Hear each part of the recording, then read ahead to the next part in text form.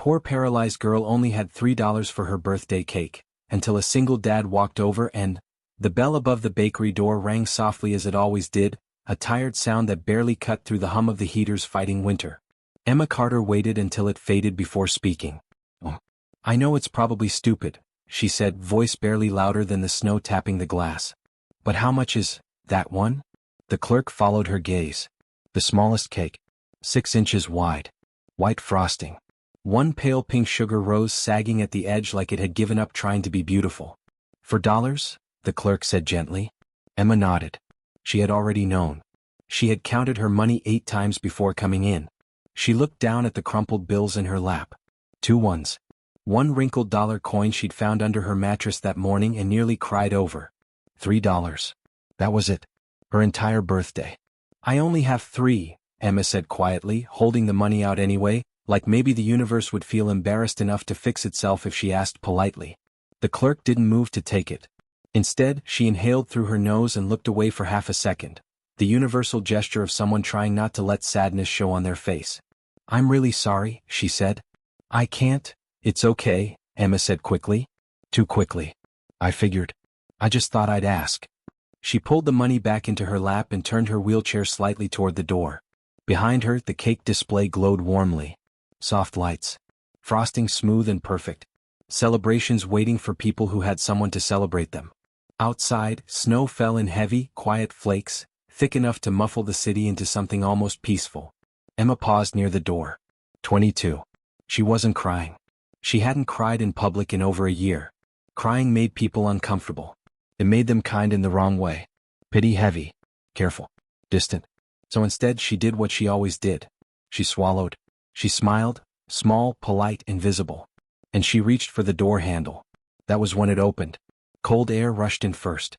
Then laughter. A man stepped inside, shaking snow from his jacket, followed by a little girl who burst through the doorway like she owned the world. "Daddy, it's warm in here," the girl announced. "My nose was freezing." "I told you to zip your coat," the man said, amused. "You didn't listen." She grinned up at him, unapologetic. "I never listen when it's my special day." Emma froze.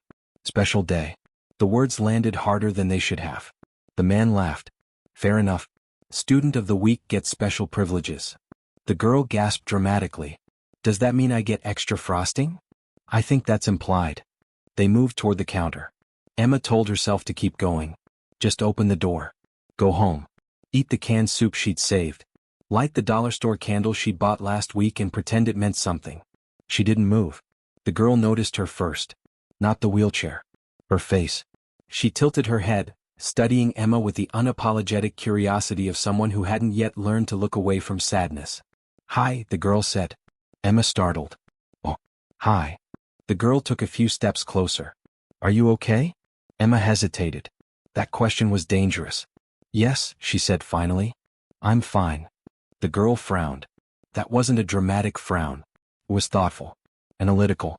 The kind of expression that said she was collecting information. "You don't look fine," she said. "You look like when my hamster died." "Lily," the man said gently. "We don't." "It's okay," Emma said. Her lips twitched despite herself. "What happened to your hamster?" "He was old," Lily said solemnly. "And he stopped running on his wheel. And then he just stopped." Emma nodded. "I understand," she said quietly. The man watched the exchange, something unreadable flickering behind his eyes. "Is it your birthday?" Lily asked suddenly. Emma's breath caught. "Yes," she admitted. Lily's eyes widened. "Really? Today?" Emma nodded again. "Then where's your cake?" The silence that followed was heavy. Emma opened her mouth, closed it, then tried again. "I was going to get one," she said. "I just changed my mind." Lily looked at the counter, then at the clerk, then at Emma's lap. $3. Her brow furrowed. "That doesn't make sense," Lily said. "Birthdays need cake. That's a rule." The man crouched beside his daughter. "Sweetheart." "No, Daddy," Lily insisted. "It's a rule. Like seatbelts and brushing teeth." Emma felt heat rise to her cheeks. She hated this part. The noticing. The connecting of dots. The moment when kindness turned sharp and humiliating because it exposed the truth. "I'm okay," she said quickly. "Really?" The man stood. He didn't reach for his wallet. He didn't say anything dramatic. He just looked at her. Not at the chair. At her. How old are you today? He asked. 22, Emma said. He nodded slowly like he was filing that away somewhere important. That's a good age, he said. Hard but important. Lily grabbed Emma's hand. Her fingers were warm. You can have cake with us, Lily said. We're getting one anyway. Emma's instinct was immediate and fierce. No, she said. I couldn't. It's not charity, the man said calmly. It's cake. And cake is better shared. Emma shook her head. I don't want to be a what? He asked gently. She stopped. The word burden hovered in her throat, sharp and familiar. She swallowed it. The clerk cleared her throat. I'll box the small vanilla one, she said briskly. On the house. The man met her eyes and nodded once. Quiet understanding passed between them. Lily clapped. See? Rules. Emma stared at the counter. Something in her chest cracked. Not loudly, not dramatically, just enough to let warmth leak in where there had only been cold. Thank you, she whispered, unsure who she was saying it to. The man smiled, not wide, not flashy, just real. I'm Noah, he said. This is Lily. Emma hesitated, then nodded. Emma. And just like that, without fanfare or permission, her birthday stopped being something she had to survive alone. They sat at a small table by the window. Snow pressed against the glass like the world was holding its breath. Lily insisted on candles. Because wishes work better when you focus. They sang. Softly. Imperfectly. Emma closed her eyes when it was time to blow the candle out. She didn't wish to walk again. She didn't wish for her parents back. She wished for something smaller. Let this mean something. When she opened her eyes, Lily was grinning at her like she had just witnessed a miracle. What did you wish for? She asked. Emma smiled. If I tell you, she said, it won't come true. Lily nodded seriously. That's correct. Noah watched Emma laugh, really laugh, and something in his chest shifted. He didn't know why yet. He only knew this moment mattered. And none of them realized it was only the beginning. If this story made you pause, if it made you feel something quiet but heavy, stay with us. Subscribe for next part. This story is just opening its door. Snow kept falling long after Emma left the bakery. She noticed it only because her gloves were damp by the time Noah helped her into the passenger seat of his SUV. You okay? He asked, glancing at her as he folded her wheelchair with practiced care. Not clumsy, not rushed, just attentive. Yes, Emma said automatically. Then she corrected herself. I think so. Lily was already buckled in the back, humming loudly, swinging her legs like nothing in the world had ever gone wrong. I named the cake, Lily announced. Her name is Rosie because of the flower. Emma smiled faintly.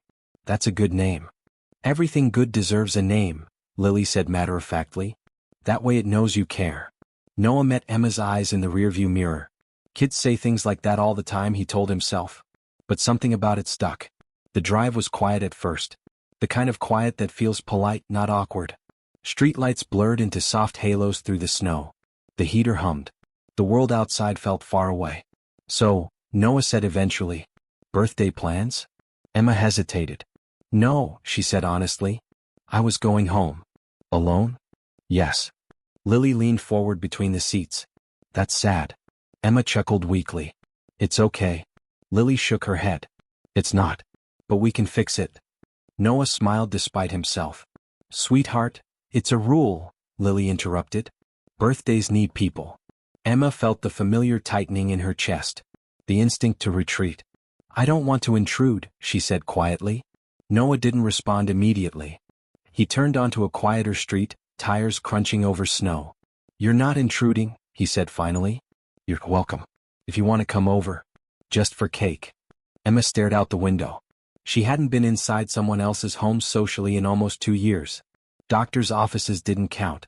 Neither did government buildings or online screens. I don't know, she said. That was the truth. Lily huffed dramatically. Grown-ups say that when they're scared. Emma smiled sadly. That's because we usually are. Noah glanced at her again. Look, he said gently. No pressure. We can take you home. Emma swallowed. Her apartment would be cold. Quiet. Empty. The cake would sit on the counter like evidence of what she couldn't quite reach. Okay, she said before she could change her mind. Just for a little while. Lily cheered. Best birthday ever, she declared as if the decision had been hers all along. Noah's house was nothing like Emma expected. Not grand. Not sterile. It felt lived in. Shoes by the door. Crayons on the kitchen table. A crooked photo frame hanging slightly off-center in the hallway. "Welcome home," Lily said proudly. Emma wheeled herself inside slowly, aware of every scuff mark on the floor, every detail that reminded her she was an outsider. No one noticed. "Kitchen's through there," he said casually. "Bathroom's accessible. We had it modified." Emma paused. "You did?" Lily answered for him. "My friend Max uses a wheelchair. Mommy said everyone should be able to come over." The word mommy landed softly. Noah didn't flinch. But Emma noticed the way his jaw tightened just slightly. They set the cake on the counter. Lily insisted on plates, real ones, not paper, because birthdays deserve respect.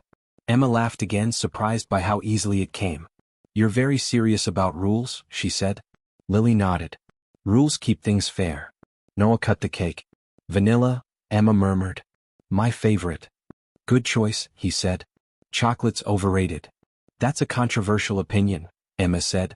He smiled. "I live dangerously." They sat at the table. Snow fell past the window like a secret.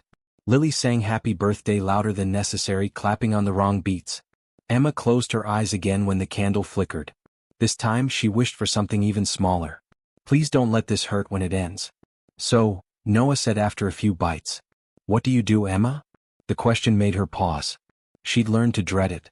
"I teach piano online," she said carefully. Lily's eyes widened. "Like real piano?" Emma nodded. "Used to be." Noah didn't interrupt. "Before," Emma continued, "I was studying music. Conservatory. Performance track." "Wow," Noah said softly. "Yeah. Then I got hit by a drunk driver." The words were blunt. She'd learned that softness didn't change the facts. Lily's fork froze midair. "Did it hurt?" "Yes," Emma said. "A lot."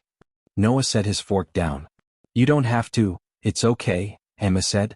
"I don't talk about it often, but it's part of me." She took a breath. "Paralyzed from the waist down. 3 weeks in a coma. Woke up to doctors explaining my new reality like they were reading a weather report." Silence. Lily reached for Emma's hand. "You're still you," she said quietly. Emma blinked.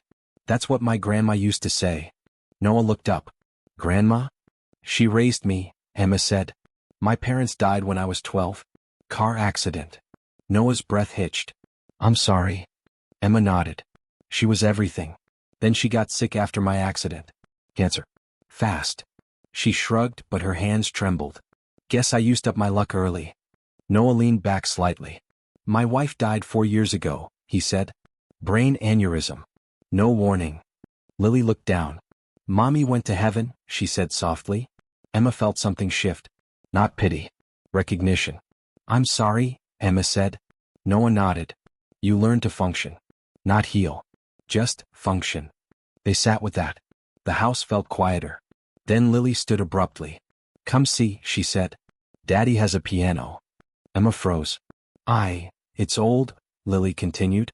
"Nobody plays it. It's sad." Noah hesitated. "We don't have to," Emma swallowed. "Can I just look?" They moved into the living room.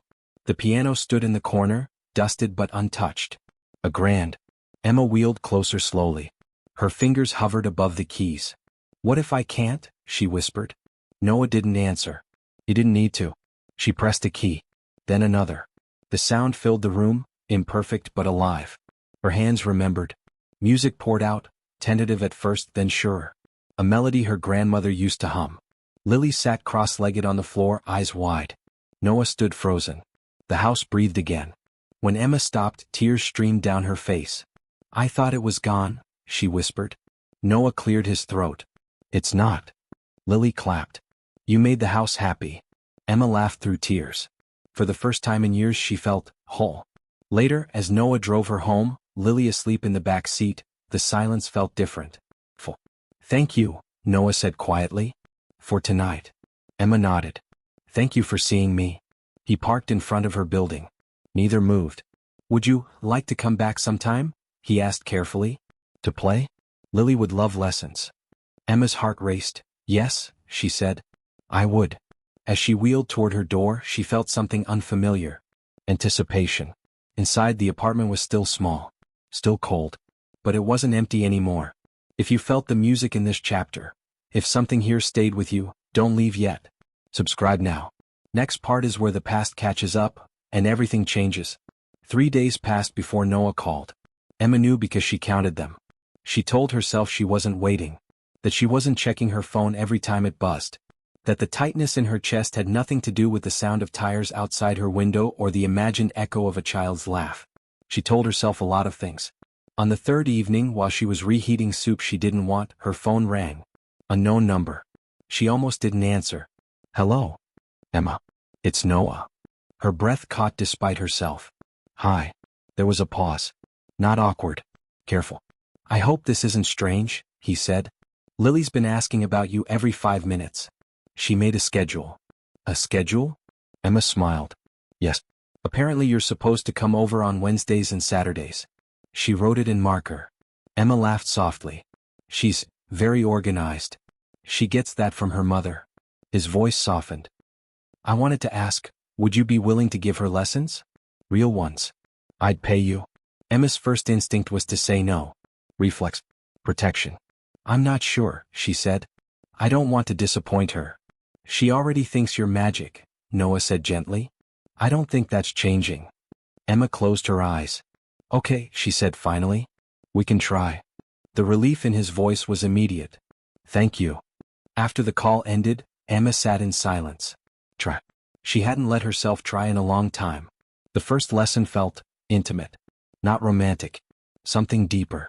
Lily sat on the piano bench beside Emma, feet dangling, tongue sticking out in concentration. Like this? Lily asked, pressing the keys with exaggerated care. Exactly like that, Emma said. You're listening. That's the hardest part. Noah hovered in the doorway, pretending to answer emails while clearly watching everything. She's never focused this long on anything, he murmured. Emma smiled. Music gives you permission to feel without explaining. Noah nodded slowly. That makes sense. As the weeks passed, a rhythm formed. Lessons. Dinner sometimes. Conversations that drifted from small to heavy without warning. One night, after Lily fell asleep on the couch, Noah and Emma sat quietly. I read your blog, Noah said suddenly. Emma stiffened. Her blog was private. Raw. Unfiltered. You shouldn't have, she said. I know, he admitted. But Lily mentioned your name to her teacher. I googled you. I wasn't trying to pry. Emma swallowed. And I recognized something. She waited. There was a post, he said slowly. From years ago. About pulling a little girl out of the street. Red rain boots. Unicorn backpack. Emma's heart skipped. She remembered. Rain. Screeching brakes. A child chasing a ball. She had my daughter's backpack, Noah continued. Same boots. Same day. The room tilted. No, Emma whispered. Yes. He exhaled shakily. That was Lily. You saved her. The silence that followed was suffocating. Emma's vision blurred. I never knew. I tried to find you, Noah said. For weeks. Then months. And then life kept moving. Emma laughed weakly. That's cruelly poetic. Noah looked at her. Really looked. You came back into our lives when we were drowning, he said. And you didn't even know. Emma pushed her wheelchair back slightly. No, she said. No, I can't. What? Noah asked quietly. I can't be this, she said, voice shaking. I can't be the miracle that fixes everything. I can't be the charity case you repay. Noah stood. Stop. She flinched. I'm not doing this out of gratitude, he said firmly. And you're not broken. Or a project. Emma shook her head. You don't understand what it's like to be this. To always wonder if people stay because they want to or because they feel bad. Noah knelt in front of her. I lost my wife, he said. I know what it's like to be pitted. To be handled carefully. I would never do that to you. Emma's voice broke. I don't trust happiness. He nodded. Neither do I. They sat like that for a long time. Not touching. Just breathing. The fear came later. Quietly. Insidiously. It arrived in the form of Lily. One afternoon Lily came home crying. A boy said I don't have a mom, she sobbed into Emma's shoulder. He said moms don't die unless they don't love you enough. Emma felt something inside her crack open. That's not true, she said softly. Not even a little. Does it ever stop hurting? Lily whispered. Emma hesitated. No, she said honestly. But it changes. it becomes softer. That night, Noah held Emma longer than usual. "Thank you," he murmured. "You knew exactly what to say." Emma rested her forehead against his chest. "I'm scared," she admitted. "So am I," he said. "But I don't want to be scared alone anymore." Their first kiss didn't happen then. It happened weeks later in the snow, after Lily's school concert. Emma sat in her wheelchair, wrapped in a scarf Lily had insisted she wear. Noah cupped her face gently. "Is this okay?" he asked. Emma nodded. The kiss was slow, careful, reverent. "I love you," he whispered afterward. "I don't know how, or why, but I do." Emma's chest ached. "I love you too," she said. "And that terrifies me. But fear doesn't disappear just because love arrives. It waits." And Emma felt it the night Noah asked her to stay. Permanently. "I can't," she said, pulling away. "I'll ruin this." Noah frowned. "Why would you think that?" "Because everyone leaves," she whispered. "And I don't survive that again." Noah didn't argue. He just said, "Then we'll go slow." Emma nodded, tears streaming. She didn't realize she had already crossed the point of no return. The night Emma almost left, it wasn't dramatic. No bags packed. No slammed doors. Just a form open on her laptop. Affordable housing transfer request. Her finger hovered over the mouse. From the living room she could hear Lily laughing. Noah was reading something in a ridiculous voice, making it sound far more exciting than it probably was. Emma closed her eyes. This was how it always went. The moment things felt steady, her body remembered instability. Her spine remembered the hospital bed. Her mind remembered the day her parents stopped visiting because grief made them cruel without meaning to be. She didn't want to be someone's almost. She rolled into the doorway. "What are you reading?" she asked. Lily beamed. "A book about a lady who lives in a lighthouse and scares everyone away until she saves them during a storm." Emma smiled faintly. "Sounds familiar." Noah looked up. Something in her face made him close the book. "You okay?" he asked. Emma hesitated. Then, "I'm thinking of leaving." The room went silent. Lily's smile faded. "Like, forever?" Emma's chest tightened. "I don't know." Noah didn't rush toward her. Didn't beg. He just said, "Why?" Emma laughed shakily. "Because this is too good. And I don't trust things that don't hurt." Lily slid off the couch and walked over, small hands gripping Emma's sleeve. "Did I do something wrong?" Emma's heart shattered. "No," she whispered. "You did everything right." Noah knelt beside them. "Emma," he said gently, "you don't owe us permanence. But don't disappear because you're scared of being loved." She looked at him. "You make it sound easy." "I know," he said. "It's not." Lily looked between them. "My mom used to say when something feels like home, you don't run. You build." Emma broke. She covered her face and sobbed. Noah held her, not tight, not possessive. Just present. "I'm not asking you to stay forever," he murmured. "I'm asking you to stay today." Emma nodded against his chest. "Okay," she whispered. "Today." The decision came months later. Quietly. Intentionally. It came in the form of a folded letter from the city. Grant approved. Funding allocated. Adaptive arts program pilot. Emma stared at the paper for a long time. "What is it?" Noah asked. She handed it to him, hands trembling. "They want me to run it," she said. "Music therapy. Piano. Kids with disabilities. Seniors. People who lost something." Noah read it twice. "That's incredible." "It's also terrifying," Emma said. "It means being visible. It means committing." Noah smiled softly. "You've been doing that already." The program launched in a renovated storefront 2 blocks from the bakery. They called it Second Measure. Because music always came back around. On opening day, Emma watched as children in braces, wheelchairs, and silence pressed keys with wonder. One elderly man cried when he played for the first time in 40 years. Emma didn't cry. She just breathed. This was what survival looked like when it softened into purpose. Noah proposed on a Tuesday. No ring at first. Just words. "I don't want to rescue you," he said, sitting across from her at the kitchen table. "And I don't want you to complete me." Emma raised an eyebrow. "Good. I hate cliches." He smiled. "I want to walk beside you. At your pace. In your body. In your fear. In your joy." She swallowed. "And Lily?" she asked quietly. He glanced toward the hallway. "She already chose you." Emma laughed through tears. "She's persuasive." "I love you," Noah said. No pressure. No timeline. Emma took a deep breath. Yes, she said. But I want a ring eventually. I'm still human. They both laughed. The wedding was small. No aisle. Emma rolled herself forward. Noah met her halfway. Lily walked between them, holding both hands. Their vows were simple. I promise to listen, Emma said. I promise to stay, Noah said. I promise to tell you when I'm scared, Emma said. I promise not to leave when you are, Noah replied. That was it. No thunder. Just truth. Years passed. Second measure expanded. Scholarships. Satellite programs. A piano in the hospital wing. Emma taught. She spoke. She lived.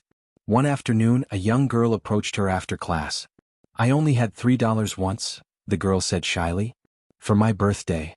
Emma knelt her chair down. What happened? A lady bought me cake, the girl smiled. And now I play piano. Emma blinked. The world had folded in on itself. That night, Emma stood in the doorway of her home. Noah was cooking. Lily, older now, was practicing upstairs. This was not the life she imagined. It was better. Not louder. Just true. She whispered to no one in particular. I stayed. Emma sat at the piano after hours. The room empty. She played softly. Not for applause. Not for pain. Just because she could. Noah watched from the doorway. He didn't interrupt. Some things didn't need witnesses. If this story made you feel safe, if it reminded you that healing doesn't have to be loud, subscribe. More stories where love is chosen, not rushed. Where dignity matters. Where broken people build something that lasts.